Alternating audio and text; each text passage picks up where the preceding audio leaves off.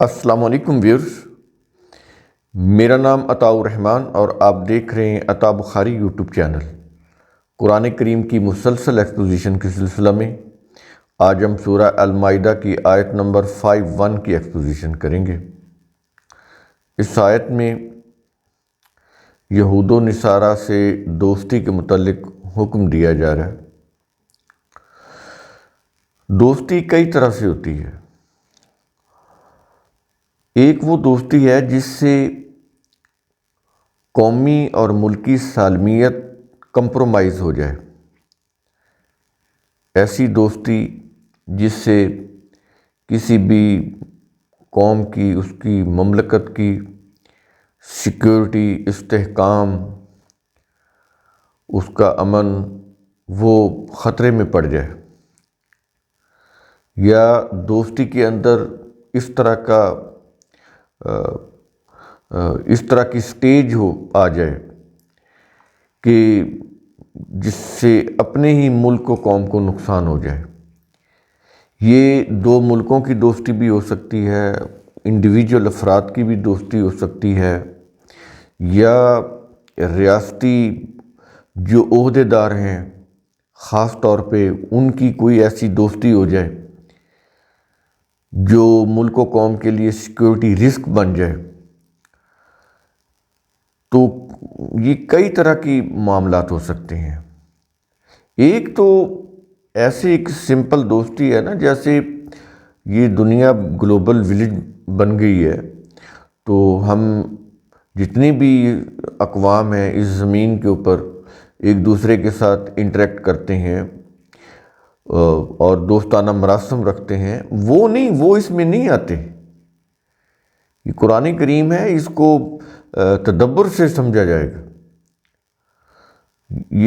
یہ جو جتنی بھی اس کے اندر احکام ہیں، یہ کوئی سطحی قسم کی چیزیں قرآن بات نہیں کرتا، جیسے سطحی باتیں ہوتی ہیں۔ تو بڑی ڈیپتھ کے ساتھ، پینیٹریشن کے ساتھ غور و فکر کر کے معلوم کیا جاتا ہے کہ ایکچولی قرآن کہنا کیا چاہتا ہے۔ وہ یہی ہے کہ ایسی دوستی، خواہ وہ ایک ملک کی دوسرے ملک سے ہو، یا اس ملک کے جو کوئی حکومتی یا ریاستی عہدے دار ہوں ان کی دوستی ہو، یا عوام الناس میں سے لوگوں کی دوستی ہو، اور وہ اس کا یہ صورتحال ہو جائے کہ ملک و قوم کے لیے وہ نقصان دہ ہو جائے، اس لیول تک دوستی یا مراسم بڑھا لینا، یہ نقصان دہ ہیں۔ قرآن کریم اس سے منع کر رہا ہے۔ ظاہر ہے کہ ہر قوم کے اپنے انٹرسٹ ہوتے ہیں، ہر قوم اپنے انٹرسٹ کو واچ کر رہی ہوتی ہے۔ اگر ملک ہیں تو ممالک کو لے لیں تو ہر ملک کی جو دوستی دوسرے ملک کے ساتھ ہوتی ہے وہ ایک مملکت کی سطح کے اوپر ہوتی ہے، پرسنل ذاتی نوعیت کی دوستی جس سے اس ملک کو نقصان پہنچ جائے، اس طرح کی دوستی تو نہیں ہونی چاہیے۔ اسی طرح کسی بھی ریاست کے جو اہم عہدے دار ہیں ان کی اگر دوستی ہو دوسرے وہ جو دشمن ملک ہے کوئی بھی، ان کے ریاستی عہدیداروں کے ساتھ، اور وہ اپنے ملک کے کوئی سیکیورٹی کی جو چیزیں ہیں، سیکرٹ چیزیں ہیں، وہ لیک آؤٹ کر دیں، دفاع سے متعلق ہوں یا کوئی بھی حساس معاملات ہوں ان سے متعلق، ہر ملک کے راز ہوتے ہیں، سیکرٹ ہوتے ہیں، وہ آؤٹ کر دیں اس دوستی کو نبھاتے ہوئے، تو اس سطح تک نہیں جانا چاہیے۔ قرآن کریم یہ بات کر رہا ہے۔ تو اب ہم آتے ہیں سورہ المائدہ آیت نمبر 51، اس کو شروع کرتے ہیں۔ اس کی ایکسپوزیشن الفاظ ہیں: یا ایھا الذین آمنو، اے وہ لوگوں جو ایمان لائے ہو۔ اب مخاطبین جو ہیں وہ جماعت مومنین، ان سے یہ کہا جا رہا ہے، ایک اصولی حکم دیا جا رہا ہے۔ الفاظ ہیں کہ لا تتخذوا الیہود والنصارى اولیاء، تم یہود و نصارہ کو اولیاء نہ بناؤ۔ یہاں پر یہ جو اولیاء ہے یہ ولی کی جمع اولیاء، اور یہ کئی دفعہ ہم نے آپ کو اس کے متعلق بتایا ہے کہ یہ بڑا کثیر المعنی لفظ ہے، اس کے بہت سارے معنی ہیں۔ دوست بھی اس کے معنی ہیں، سرپرست بھی اس کے معنی ہیں، حمایتی بھی اس کے معنی ہیں، مددگار بھی اس کے معنی ہیں۔ تو یہ سارے معنی اولیاء کے اندر آ جاتے ہیں، ولی یا اولیاء۔ تو کہہ یہ رہا ہے کہ یہود و نصارہ کو تم دوست نہ بناؤ۔ کس لیول کا، کس سطح کا، میں نے شروع میں آپ کو بتا دیا کہ اس طرح کی دوستی نہیں ہونی چاہیے کہ قومی اور ملکی سلامتی جو ہے وہ خطرے میں پڑ جائے، اس طرح کی دوستی نہیں۔ نارمل جو جیسے مختلف ممالک کے باشندوں کے آپس میں تعلقات ہوتے ہیں تو ٹھیک ہے، وہ اس میں کوئی حرج نہیں، بلکہ وہ تو ہونے چاہیے۔ اور آگے الفاظ ہیں، کیا یہ رہا ہے کہ بعضهم اولیاء بعض، وہ آپس میں ایک دوسرے کے دوست ہیں۔ اب یہاں پر بات ہو رہی ہے جیوز اور کرسچنز کی آپس کے معاملات کی، آپس کے تعلقات کی، اور اس کے مقابلے میں مسلم کی۔ تو مسلمز کے مقابلے میں جیوز اور کرسچن، ان کی آپس میں دوستی، اس کی ریزن کیا ہے؟ اس کی ریزن یہ ہے کہ اسلام نے، یا یوں کہہ لیں کہ قرآن کریم نے جو آئیڈیالوجی پیش کی وہ ایک ایسی آئیڈیالوجی ہے جو عالمگیر سطح کی ہے۔ اس کے اندر کسی قوم کو کوئی نہ کسی کی طرف جھکاؤ ہے، نہ کسی کی طرف کوئی کھچاؤ ہے، یعنی امت وسطیٰ بتایا ہے نا، یعنی وسط ہوتا ہے جو درمیان میں ہو۔ تو بتایا یہ جا رہا ہے جماعت مومنین کو دوسری جگہ پہ کہ تم سینٹر میں رہو، یعنی معاملات کرتے ہوئے اعتدال میں رہو۔ جو چیز متوازن ہوتی ہے، جو چیز اعتدال پہ ہوتی ہے، وہ درمیان میں ہوتی ہے، نہ کسی کی طرف جھکی ہوئی، نہ کسی کی طرف کھینچی ہوئی۔ تو ان کی تو آئیڈیالوجی بالکل علیحدہ ہے نا، جو قرآن نے پیش کی آئیڈیالوجی جماعت مسلمین کے لیے، جماعت مومنین کے لیے۔ اب اس آئیڈیالوجی کے اوپر آپ غور کریں کہ خود یہ جو نام نہاد ہم جو مسلم ہیں وہ بھی پورا نہیں اترتے، کیونکہ یہ پیٹرن ہی ایسا ہے دین کا جو قرآن نے پیش کیا، جس کے اصول قوانین اللہ نے اپنی کتاب کے اندر بیان کیے۔ آج جو ہم اپنے آپ کو مسلم کہلاتے ہیں، کتنے فرقے ہیں مسلم، جماعت مسلمین کے کتنے فرقے ہیں، کتنی مسلم اقوام ہیں، ہر ملک میں پھر ان کے کتنے فرقے ہیں۔ پاکستان میں دیکھ لیں، کوئی کسی فرقے کا مسلم ہے، کوئی کسی فرقے کا مسلم ہے، نام لینے کی ضرورت نہیں ہے، آپ کو تو پتہ ہے، آپ جانتے ہیں۔ کوئی بھی مسلم ہو وہ کسی نہ کسی فرقے کے ساتھ جڑا ہوا ہے، اور قرآن جو ہے وہ فرقہ پرستی کو شرک کہتا ہے، اختلاف کو عذاب کہتا ہے۔ تو آپ خود سوچیں کہ ہم جو نام نہاد مسلم ہیں، سو کالڈ مسلم، ہمارا دعویٰ ہے نا کہ ہم مسلم ہیں، لیکن دعویٰ تو تب سچا ہوگا نا اگر وہ قرآن کے معیار کے اوپر پورا اترتا ہو، تو وہ تو نہیں اترتا۔ ہم تو کسی نہ کسی فرقے سے ریلیٹڈ ہیں، ہمارا کوئی ایک فرقہ ہے، اور جب ہمارا کوئی ایک فرقہ ہے تو ہم مسلم نہیں ہیں، ہم پھر اس فرقے کو ماننے والے ہیں۔ یہ چیز آپ ذہن میں رکھیں۔ تو اس کے مقابلے میں آپ جیوز یا کرسچن کو لیں تو آپ یہ دیکھیں کہ جب ہم ہی اس معیار کے اوپر پورے نہیں اتر رہے تو وہ کیا پورے اتریں گے؟ انہوں نے تو بالکل، وہ تو مانتے ہی نہیں قرآن کو، کتاب اللہ کو۔ ان کی جو جتنی بھی ریلیجیس بکس ہیں وہ ان کے مذہبی پیشواؤں کی لکھی ہوئی ہیں. ٹھیک ہے، کتابوں کے نام تو وہی ہیں جو آسمانی، جس کو عام طور پر بولتے ہیں آسمانی کتابیں، لیکن وہ اصل حالت میں نہیں ہے. ان کے جو مذہبی پیشوا ہیں وہ ان کی لکھی ہوئی کتابیں ہیں. تو قرآن کو تو وہ نہیں مانتے. تو اب یہ دیکھیں کہ ان کی تو آئیڈیالوجی بالکل علیحدہ ہے. تو ان کی آئیڈیالوجی، جو جیوز ہیں، یہ کرسچنز ہیں، آپس میں تو میچ کر سکتی ہے. تھوڑا بہت اختلاف بھی ہو سکتا ہے،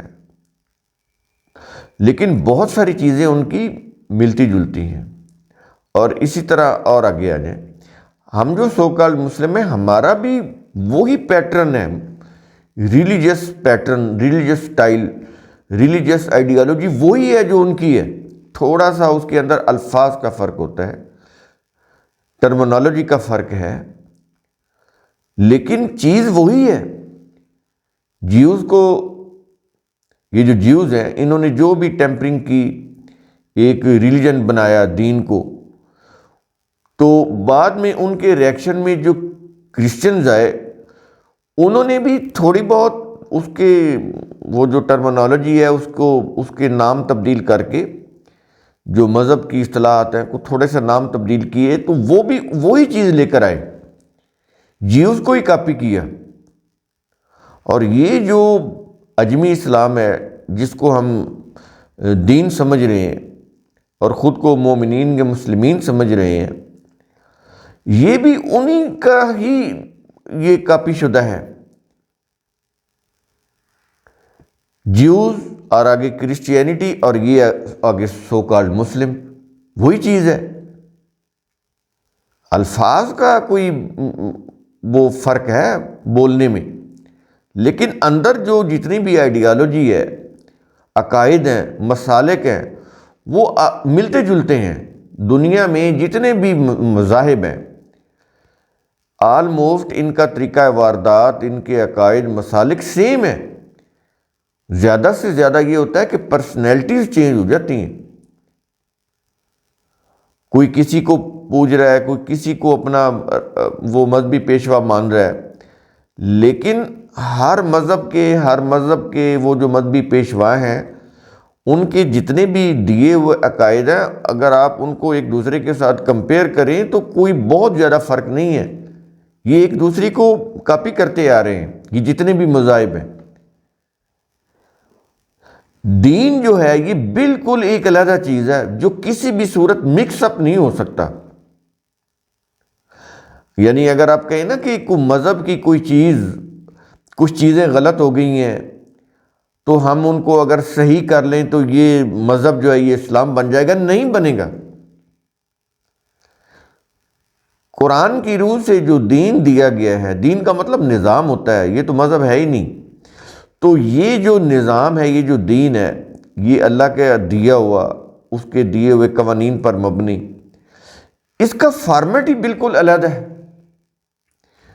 جیوز کا، کرسچنز کا اور باقی جتنے بھی دوسرے مذاہب ہیں، ان کا فارمیٹ بالکل علیحدہ ہے.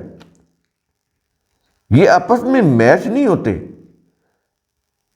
ہاں، سو کالڈ اسلام جو ہے، جو ہم نے بنایا، ہمارے مذہبی پیشواؤں نے بنایا ہوا ہے، اس کے اوپر ہم چل رہے ہیں، ان کے ساتھ آپ میچ کریں گے نا باقی مذاہب کو، تو وہ میچ ہوتے ہیں. بہت ساری چیزیں ہیں جو میچ ہوتی ہیں،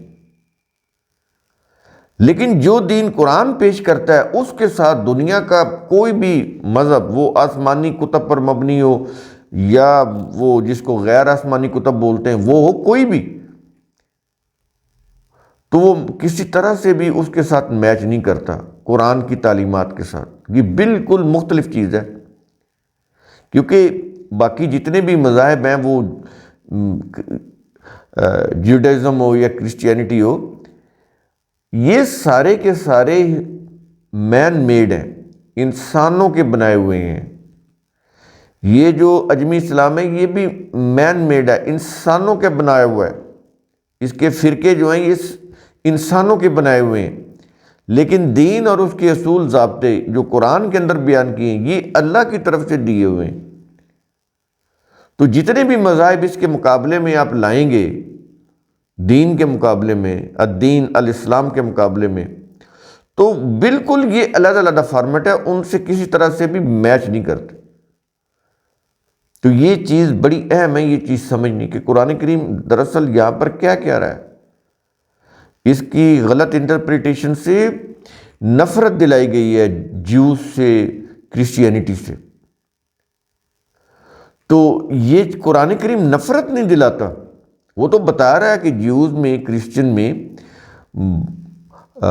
بعض ایسے لوگ ہیں، وہ کم تعداد میں ہیں، جو صحیح معنوں میں ایمان رکھتے ہیں۔ یہ اس کا مطلب ہے قرآن نفرت نہیں دلاتا، ان میں اچھے لوگ بھی ہیں۔ یہاں پر اصولی بات کی جا رہی ہے کہ دوستی ہو، لیکن اس سطح کی نہ ہو کہ قومی اور ملکی سالمیت کو خطرہ لاحق ہو جائے۔ اس لیول کی دوستی نہیں ہونی چاہیے۔ ایک یوں کہہ لیں حد مقرر کر رہا ہے،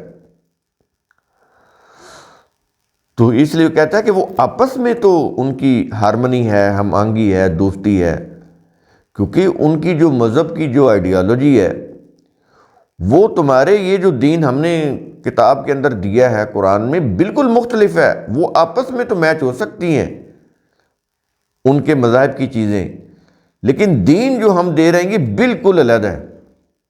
یہ کسی بھی صورت نہ مکس اپ ہو سکتا ہے، نہ اس کے ساتھ کوئی چیز کو میچنگ کر کے سامنے لائی جا سکتی ہے، نہ ہی اس کو اڈاپٹ کیا جا سکتا ہے۔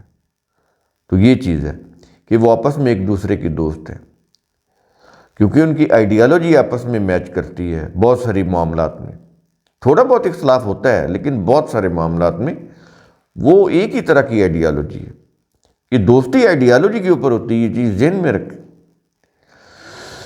تو آگے یہ کہہ رہا ہے، الفاظ ہے کہ وَمَن يَتَوَلَّهُم مِّنكُمْ، اور تم میں سے جو کوئی ان سے دوستی رکھے گا۔ میں نے بتایا دوستی کس لیول کی، عام دوستی نہیں، وہ لیول جس میں قومی ملکی سالمیت کمپرومائز ہو جائے، نقصان ہو جائے۔ تو جو کوئی اس طرح کی ان سے دوستی رکھے گا، تو پھر کیا یہ رہا ہے کہ فَإِنَّهُ مِنْهُمْ، تو بلا شبہ وہ ان میں سے ہے۔ ظاہر وہ اس کا پھر ہمدردی، اس کا جتنا بھی وہ ہے، وہ رخ وہ ان کی طرف ہے، وہ پھر دین کی طرف تو اس کا رخ نہیں ہو سکتا۔ تو اس کے بعد آیت کے آخر میں ایسے لوگوں کو مخاطب کر کے کہا یہ جا رہا ہے کہ ان اللہ لا یہدی القوم الظالمین، بلا شبہ ظالمین کو اللہ ہدایت نہیں دیتا، کیونکہ وہ ہدایت لینا نہیں چاہتے۔ اگر لینا چاہتے تو جیسے ان کو سمجھایا جا رہا ہے تو وہ اس کے اوپر عمل کرتے، لیکن نہیں۔ اس لیے جب وہ ماننے کے لیے تیاری نہیں ہے تو ان کے ساتھ پھر یہی ہے کہ وہ اپنے اس غلط عمل کی وجہ سے، وہ جو ظلم کر رہے ہیں اس وجہ سے پھر ان کو کوئی گائیڈنس، رہنمائی نہیں ملتی، وہ پھر بھٹکتے رہتے ہیں، اپنا نقصان کرتے رہتے ہیں۔ تو قرآن کریم کا اصول ثم تفکروا، اس کی روح سے آپ خود بھی سوچا کریں، سمجھا کریں، غور و فکر کیا کریں۔ شکریہ۔